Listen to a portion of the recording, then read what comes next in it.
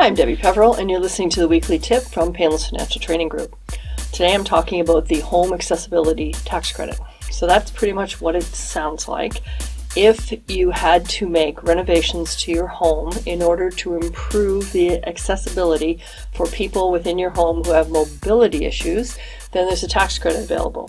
The amount is a limit of $10,000 in expenses, and if you did spend $10,000, you would get a federal tax credit of $1,500. Okay, so it's 15%. So a couple things about that. In order to be an eligible person to claim this credit, you have to either have been granted the disability tax credit, or you have to be 65 years of age or older at the end of the year.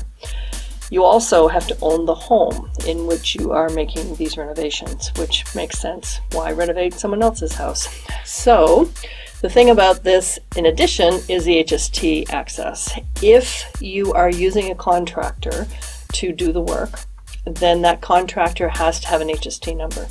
And this is very consistent CRA policy. Whenever they give any kind of benefit that involves the construction industry, they make sure to make an effort to make the rules that you can't deal with someone who isn't HST registered. And that, of course, gives them lots more information about what's going on in the construction industry.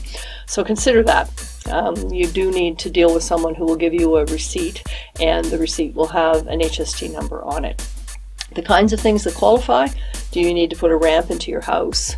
Do you need to modify the kitchen area or the bathroom in order for people with mobility issues to get in and out of those areas?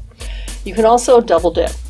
It means that these expenses also qualify for the medical tax credit. So you can claim it as a medical expense and also claim it as a home accessibility tax credit if it qualifies.